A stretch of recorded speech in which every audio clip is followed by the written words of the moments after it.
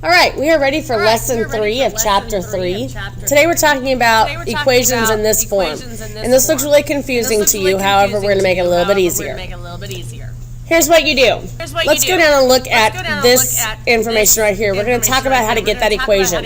Well, hopefully you know, and hopefully you remember from the first section, the first lesson on constant rate of change, and from the second lesson on slope, that in order to get the slope, you have to do the change in y over the change in x. And to do the change in y, you do y2 minus y1 over the change in x, which is x2 minus x1. And that will give you your slope. Now, slope is defined as an m. Don't ask me why it's m. I don't know. I have done research on it. There's about 18 different opinions on why they use the letter m for slope. So I don't know the answer to that. I just know that for slope, in order to find slope, you're finding m. Anytime you see a lowercase m, that stands for slope. So if I put zeros in for my first y and my first x, I have y minus 0 over x minus 0 equals m. And if I solve that out, y minus 0 is just a y, x minus 0 is just an x, so I have y over x gives me my slope.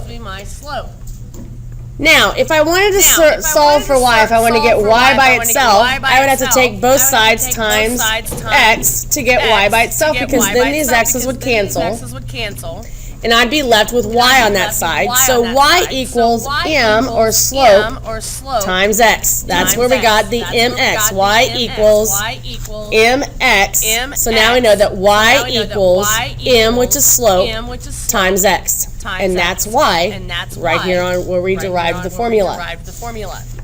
So let's look at the next page. This is saying that whatever my slope is, whenever I figure my slope, I am then going to take that times x. So that means that regardless of whatever my slope is, I can plug in any number for x to now find my y. So in this one, my slope is 3. So I can plug in any number. Let's say I plug in a 1. 1 is right here. So if I plug in a 1 for my x, 3 times 1 is 3. So now I should know my y, where this is 1. If I count up, I should have a point at 3. And I do on my y-axis. So regardless of what my x is now, I can plug that in to now find my y. Let's look at this one down here. I'm going to skip that first example because I really want us to do some on our own. So it says 2 minutes after a skydiver opens his chute. So I know we're talking about time because it told me minutes. And it says that after 2 minutes, so he started at 0, and then at 2 minutes, a skydiver opened his chute and he was descending at 1,900 feet. So from here to here, he went down 1,900 feet. And then it says after 5 minutes, he descended 4,750 feet. So now it says if the distance varies directly with time, which means that this is always going to change at the same rate, this time is always going to change at the same rate. How fast is the skydiver moving, or at what rate? What is the skydiver's slope is what they're asking. So here's my x. This is the distance, how high they are in the air. And hopefully you remember that the first one is x, the second one is y. So here are my x's, here are my y's. And I want to do my change in x over my change in y. I'm not going to use my zeros because that's not really going to give me a very efficient time or a very efficient slope. I'm going to use the ones that they give me numbers for. So I have 2 negative 1,900. And I have 5 negative 4,750. And from that, I want to find my slope. Well, to do that, I'm going to do that on a separate sheet of paper so I have plenty of room. These are my x's. These are my y's. And I have my first x and my second x, and I have my first y and my second y. So I'm going to do y2 minus y1 over x2 minus x1. That's our equation. So my second y is a negative 4,750. minus my first y, which is a negative 1900. Then I have my second x, which is a 5, and my first x, which is a 2. So now if I do the math on that, if I take a negative 4750 minus a negative 1900, you get a negative 2850. And 5 minus 2 is 3. Well, now if I solve that out, if I want to take negative 2,850 divided by 3, now if I take that negative 2,850, sorry, I wrote something down here, and I divide that by 3, negative 2,850, and I took that number divided by 3, that gives me a negative 950. So my answer then is a negative 950 feet, because he's descending by feet, per minute. So that is the slope, or that is the rate that he is descending. 950 feet down, he's descending, so it's negative feet per minute. All right, let's look over here. And we're going to look at this next got it right here. And it says a grocery store sells 6 oranges for $2. Assume that the cost of the oranges varies directly with the number of oranges. So it's always going to be 6, for every 6 oranges it's going to cost $2. So it's 6 oranges for $2, which is the same as, if I were to reduce that, that would be, nope, wrote that wrong. 6 oranges for $2, which is 1/3.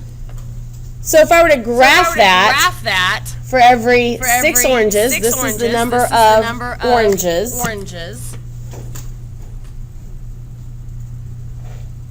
This is the cost. And we know that for 6 oranges, it was $2. So 1, 2. So right here is my first batch of oranges.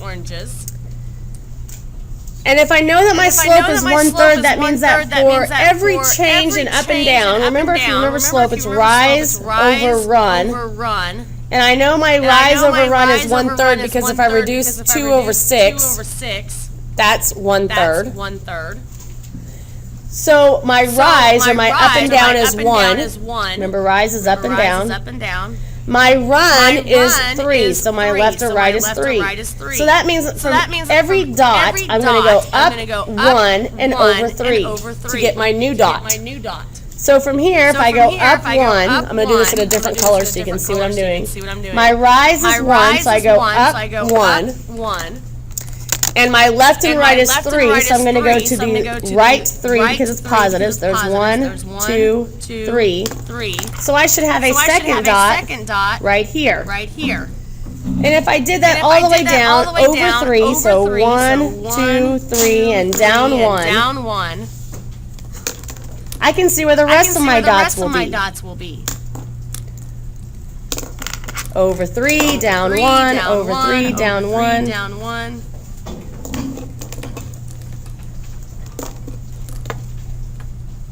So that my line, when I draw my line,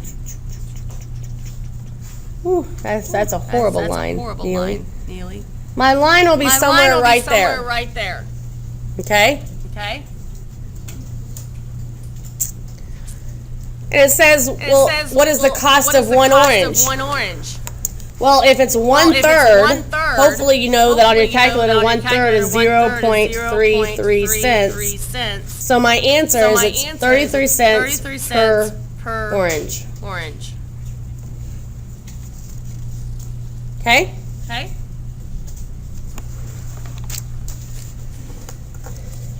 Let's look at the next one.